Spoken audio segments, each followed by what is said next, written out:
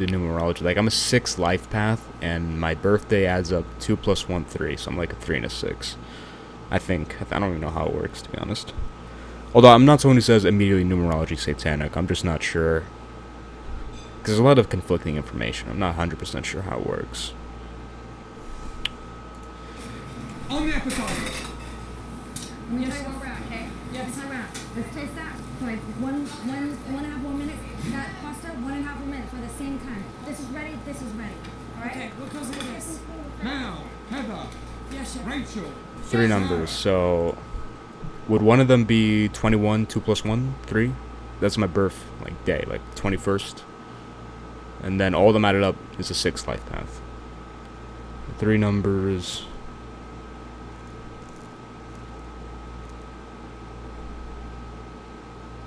Okay, so what about the month? Is that number on its own? Or...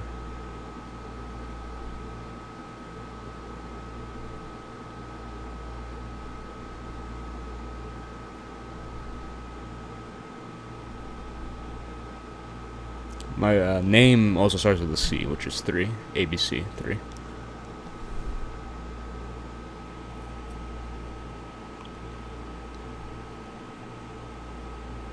Yeah, but November's 11. So my... Oh yeah, so his is November. Mine is April, so it's 4. So would I be a 4, a 3, and a 6? In terms of numerology, those would be my 4 or 3 numbers. 4, 3, and 6.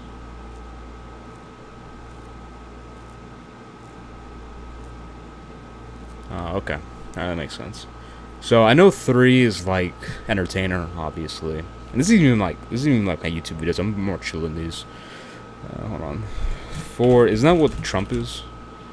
4, I don't know. I should put like... It's interesting.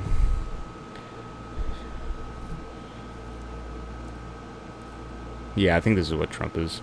4. Then 6 is like family, and I am very family oriented. No, mine's 6. Because I did the thing. It's 4/21/06. That's my birthday. I put it into a thing that said 6. I don't know. I don't know what 5 is. What's 5?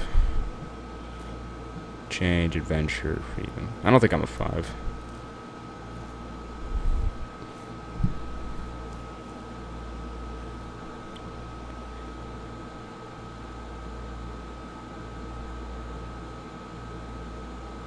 I fit 4 and 3. I know that, and I do fit 6.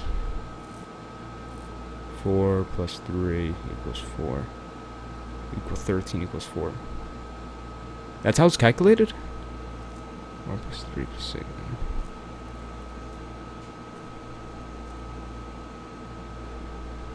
I thought it was like.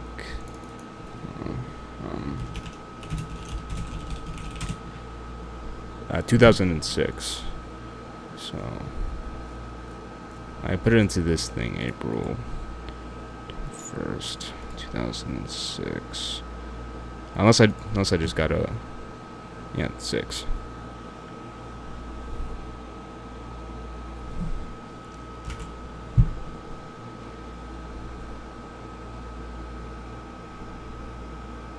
So this website's wrong. What's an 8? Hard work and hard lessons will get the reward for accomplishing great things, very little more satisfying feels. Let me see how similar all these numbers are. Like, how many do I match? 1. On a life to exert their independence and step into their personal power, natural authority. 2. Most beautiful arts. Okay, I'm definitely not a 2. I fit number 1, not 2.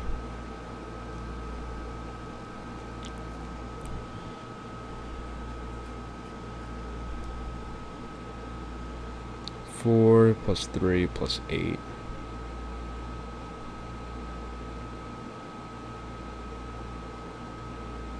Where does the 8 come from? Oh, 2006. 2 plus 6, 8. Okay. Alright, that makes sense.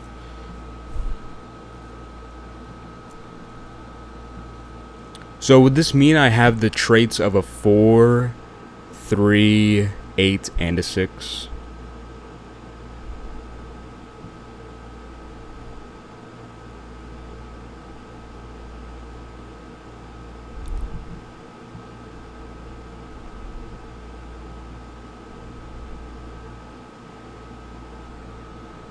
Okay, that makes sense. Because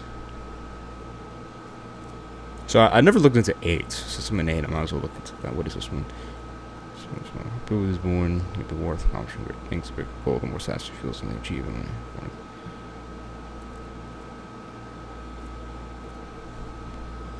Yeah, 8 is definitely my ballpark. Yeah, I did hear Fuentes is 8 because I heard about this stuff from Zerka, numerology stuff. I learned a little bit.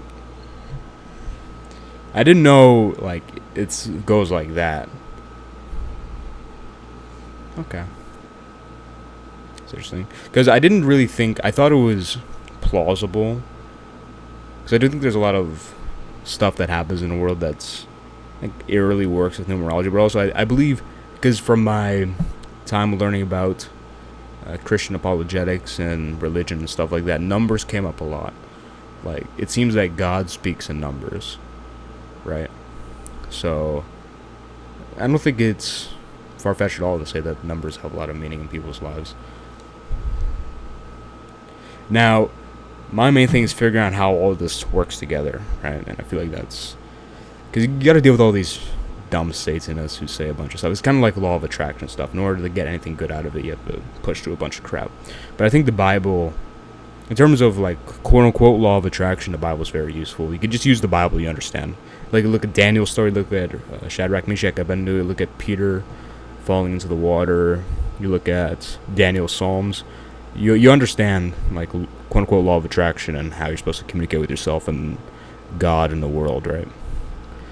But as far as numbers go, I don't know, maybe it's in there, I just haven't found it, because I feel the Bible has like two narratives. It has literal narrative and allegorical narrative, and they both work at the same time.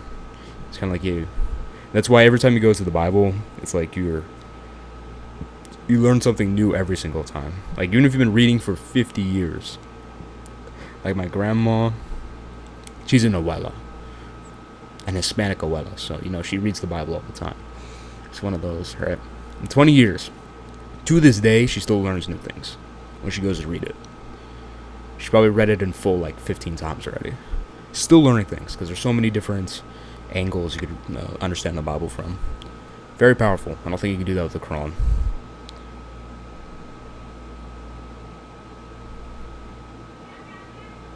I don't think numerology has to do with the numbers inherently, but rather the wandering stars. I know like wandering stars are supposed to be planets, because that's how it is in the firmament cosmology. Is that what it's called? The firmament thing? And I'm not sure if I believe in, because to be honest, the evidence for a globe I don't think is that good. I used to be a globetard. But now it's kind of like, I never believed in the moon landing. I never believed that. I always thought that was stupid. But then I was looking at evidence for a globe. I was like, this actually isn't that good. So, I would say I'm agnostic on the proposition. I just feel like it's very hard to... And that might just be me. It's one of those things you have to just let sit and then come to fruition eventually. Because I really don't have any reason for dying a flat earth in my own head. And I act like the earth is flat when I go outside, so...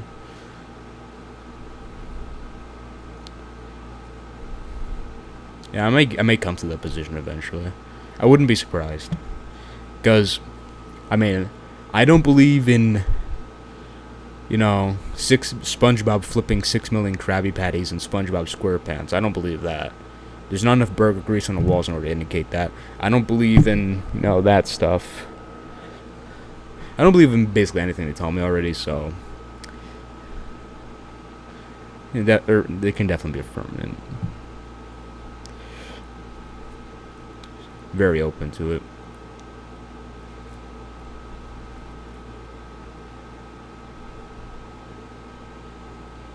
The moon being upside down in AU.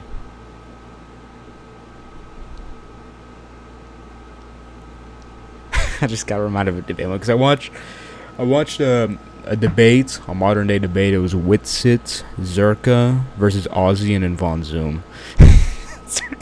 Bro, Zerka's so funny. Like, and use 2 dildos in the ground in order to see if the Earth's a globe. But no, like, the arguments for globe aren't that good for the most part.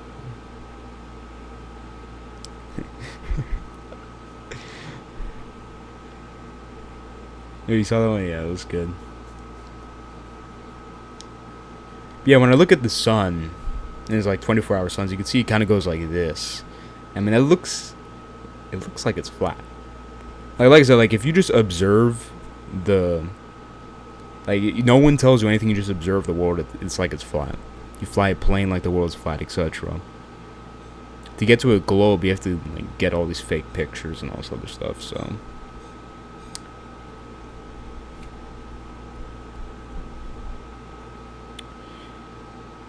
I don't know. I'll have to learn a little bit more about it.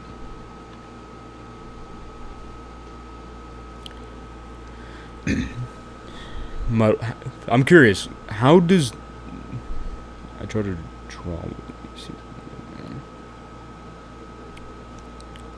What I'm wondering about is how do numerology? Actually, maybe I can Google it. Numerology.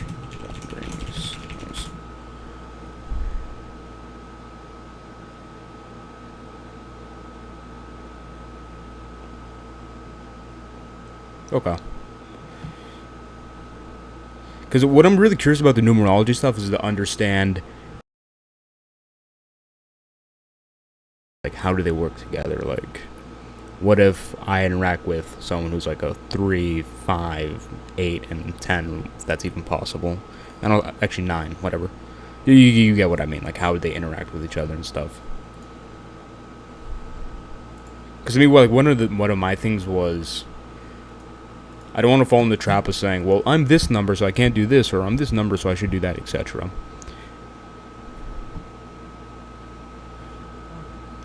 Oh, I see. So does that mean when they're in certain positions, or do they move in a firmament? Well, sun and, well, yeah, they do move in a firmament. So the position, okay.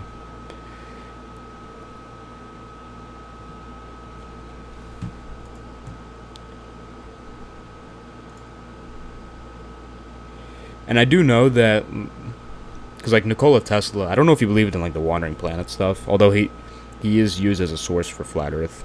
I haven't looked into a lot into Tesla, but I know he talks about 3, 6, and 9 a lot, and numbers and how they relate to the universe. And I do think he was right in saying that the universe is like energy, frequency, vibration, etc.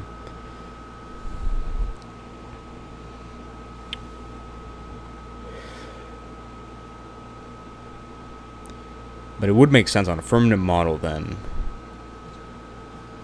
Planets having a lot more meaning, just being rocks floating around is, well, quote unquote planets being rocks floating around. It would make a lot more sense for them of a direct effect on the Earth. God. I haven't lost. Waiter. Australia. Red line. Sign of the moon, let me see. Yeah, I can see this anything. Because, like, little points like this don't really, to me, like, oh, well, it has to be a globe because of things like this. Because what they say is, like, when you go really high up in altitude, and I've seen the test, like, you go up high up in altitude and there's no curve, it's just completely straight when they don't use, like, a special lens. Like, oh, well, that's just perspective, all this other stuff. And then we just say stuff like this, like, no way, that's impossible on flat Earth. It's like, bro. Like, little points like this aren't gonna win you anything. And also, some of them say, like, oh, when a boat crosses over the horizon, you can't see anymore. But if you get a camera that can zoom in a lot, you can literally see it. It doesn't dip over the horizon. And also, the water sticking to the ball thing is kind of crazy. Like, I was kind of thinking about that. Like, even when I was younger, I thought about, like, you know, how does water stick onto the Earth if it's upside down? Like, this has never made sense to me. It's like you have to defy all of your natural. I've always understood from all my other research, because before I got into the stuff I'm talking about now, and I'm not super into like Firmament and numerology stuff. I listened to a lot of like Alex Jones, so I learned a lot about conspiracy, how the government really works, all this other stuff. So I kind of learned instinctively, okay, if the government tells you something, it's probably wrong, right? And if they're firmly trying to make you believe it, it's probably wrong, right? If they're making you question your natural instincts, it's probably wrong. So it's the same thing. Like, it doesn't make sense based on your instincts. The Earth being round, it makes more sense for it to be flat, because we literally act like it's flat. As I said, they made up a whole math model for it to make sense. Yeah. So remember, like, they weren't able to demonstrate the Earth was moving from the Earth, so they just essentially made up a whole entire thing. It's like an ad hoc hypothesis to try and make it work, but that's not how you're supposed to do science, or historical reasoning for that matter. You're not supposed to do anything like that.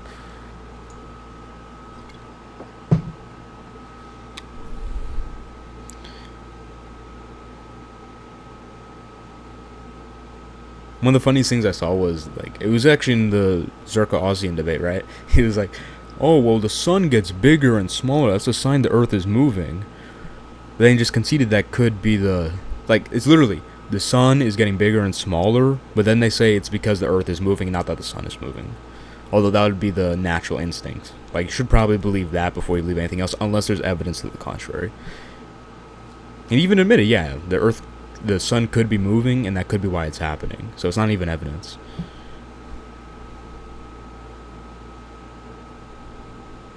Yeah. Yeah, it's not even testable.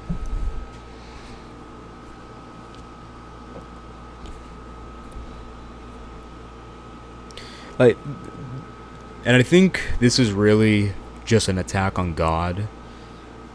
This whole, this globe cosmology type of stuff, because, like, how are you going to argue for atheism when it's a firmament?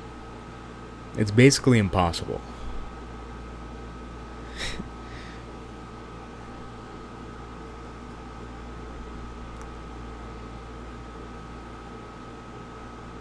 Because I deal with atheists a lot. I have to make arguments, and I argue on the grounds. I don't mind, okay, Big Bang, evolution, whatever. I can still make good arguments. That's how bad they are. Like, they change everything. Like, okay, evolution I don't really accept, because to me, again, intuitively, it just doesn't make sense.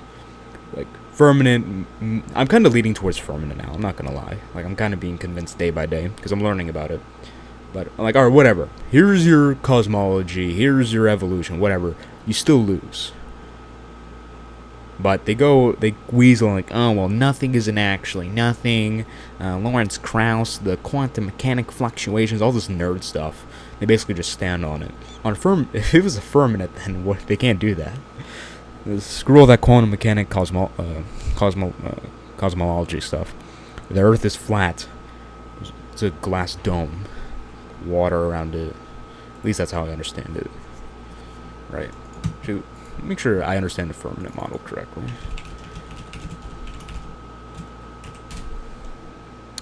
Yeah.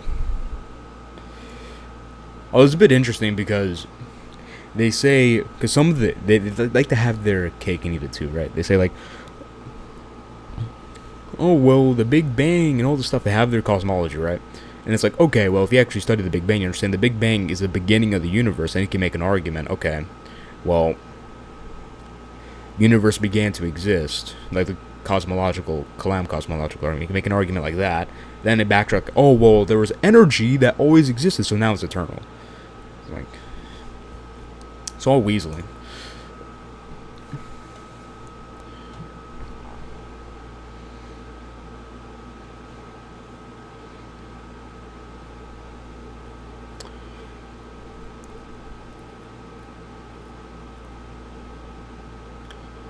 Yeah, when I look at this, it's like my divine, not my divine. I said divine slipped out because I was thinking about the Bible. Because when I think about the Bible, it kind of say like the heavens above, the people were trying to build up to God, right? It's like they were trying to. That would make more sense, because there's one thing a lot of atheists point out, like, well, you know, why would God, take down the Tower of Babel if they weren't actually going to get up to God, right? Then you can take two routes. If it's the Firmament model, like, okay, they were actually trying to get up to God, and in theory, would that even be possible? I guess, I don't know.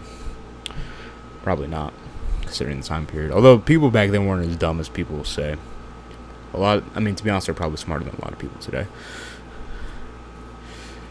especially the actual intellectuals from back then.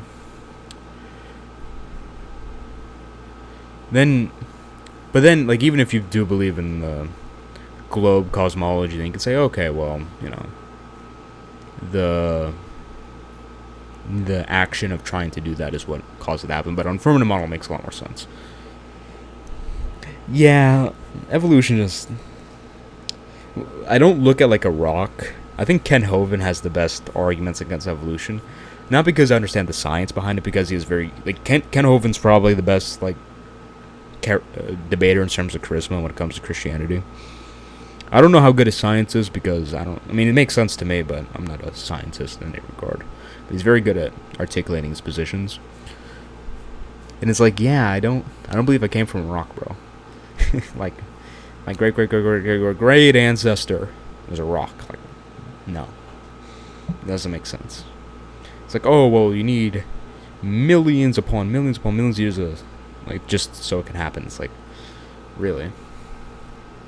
Then you get all these bones. It's like, nothing is convincing. Although, we have a joke between me and my friends. A very diverse friend group. Some people would just call them, like, case studies for evolution. But in all seriousness, it doesn't really make much sense. How gravity can bend time. Like, how gravity interacts with space-time. I don't understand anything about that, I'm not gonna lie. The only thing I understand about space-time is that, according to the Borg-Guth-Vilenkin theorem, space-time can't be infinite to the past if it's expanding. According to the globe Big Bang cosmology, which should be, which is very strong evidence the universe began to exist on their own model, but they still keep trying to wiggle around it, because how do you escape God if it did begin? If there was sans the universe, there was nothing.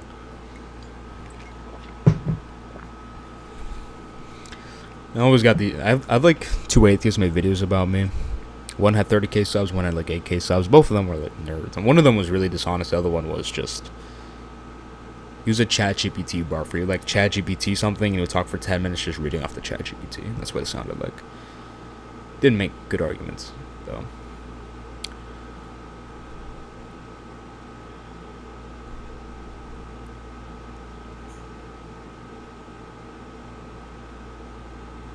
Oh, yeah, they were like Destiny.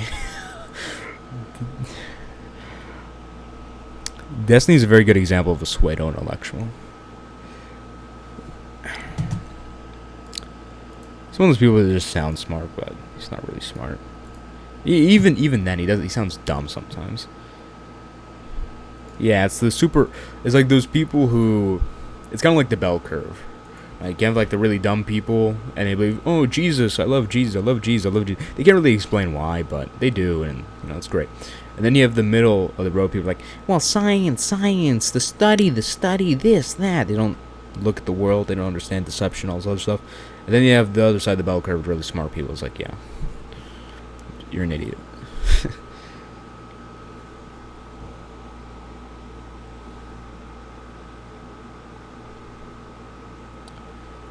Same with beauty.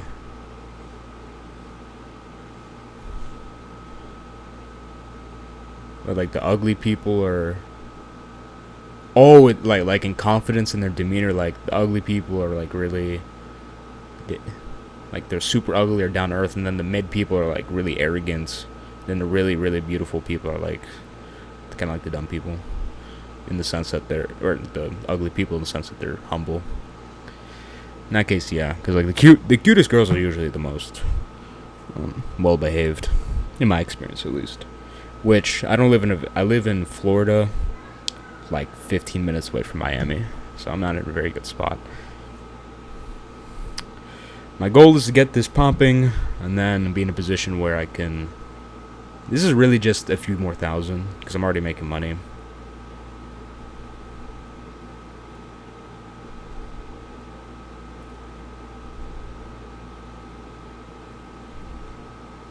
Yeah. And that correlates to their atheism. Usually the 100 IQ the people in the middle have, because these people, they deny God, so they don't really have an objective foundation for everything. So everything becomes subjective, and it stems from that. Yeah, I'm probably gonna go to some other country to get a wife. Doesn't look too good down here, although I'm not a gloomer. I don't think you get anywhere by being doom and gloom.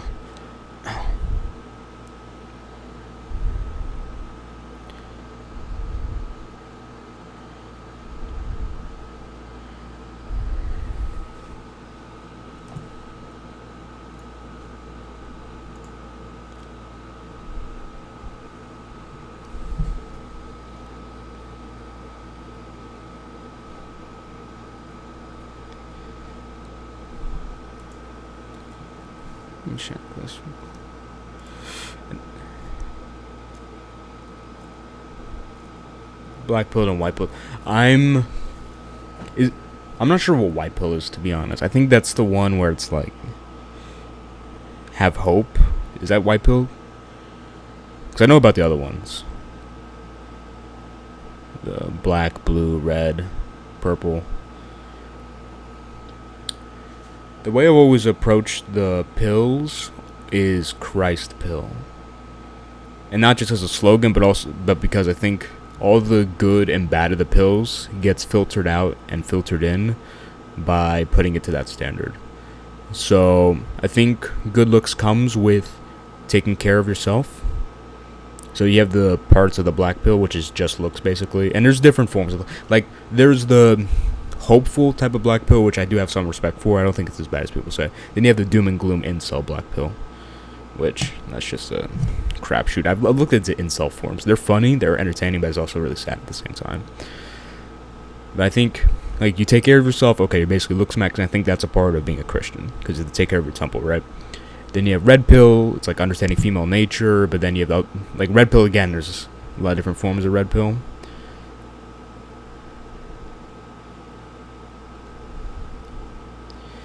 And blue is like be nice, but obviously doesn't, you like completely ignore female nature. If you combine them all together, it's like the purple pill, but purple pill sounds cringe. I'd rather say Christ pill. So then you get all the good, leave out all the bad. It also gives you an actual transcendental standard for everything. Yeah, the decline of the world is definitely the fate of time. When will the world completely come through? I don't know. The truth pill, yeah.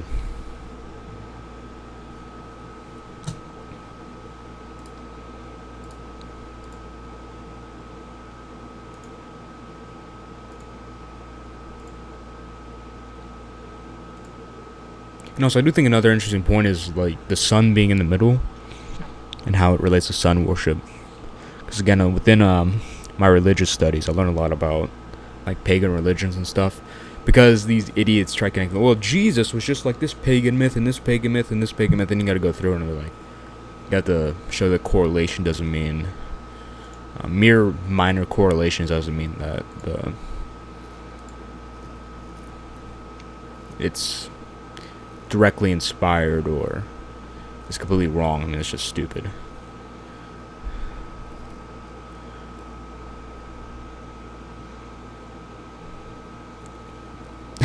Wait.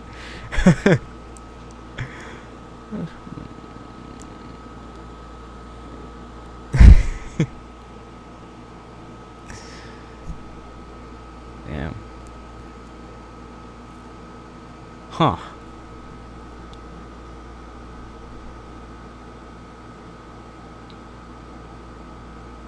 Interesting. Subliminal messaging, maybe? Because they do that all the time in cartoons and pictures. Like, the stuff I know about, I can see it in, like, media and how they insinuate it. Even the darkest stuff. So I wouldn't be surprised.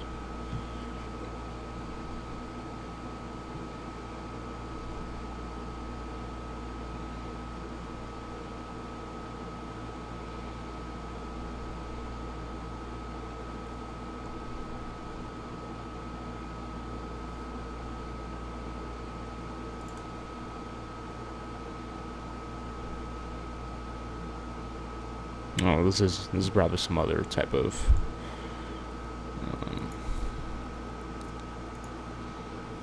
Doesn't look like a Christian one.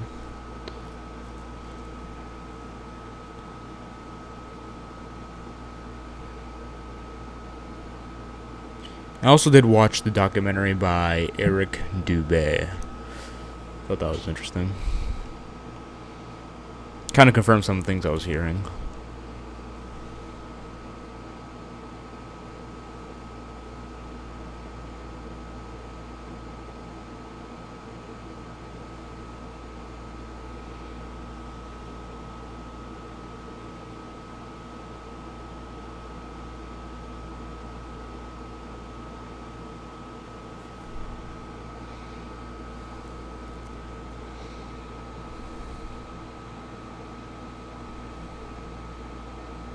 Yeah, yeah. I've read some occult texts and I've listened to some occult lectures, mainly because these are the people with the knowledge, but they distort the knowledge and they bastardize it, right? So I try to go in there and try to take the good out. We kind of learn, like, they don't really care about Islam, they don't really care about Judaism at the end of the day. They don't really care. They care about Christianity. They don't want you being a Christian. Because, I mean, if you look at it from the top-down perspective, not from, like, because everyone looks at it from this perspective, it's like, well, the Muslims and Christians can work together to fight LGBTQ plus issues. And it's like, yeah, they can, but this doesn't mean we're both going to heaven. Like, this is just low-level stuff. Like, high-level stuff, we're not on the same team. Like, it's us versus a bunch of different, it's Satan disguised as a bunch of different things.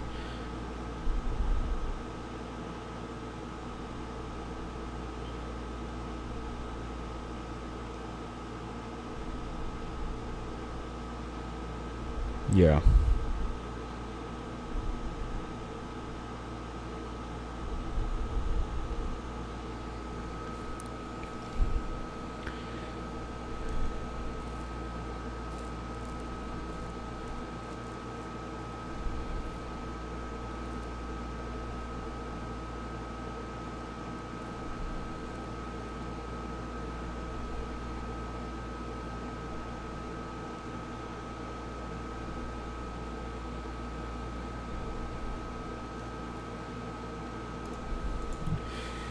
Trump.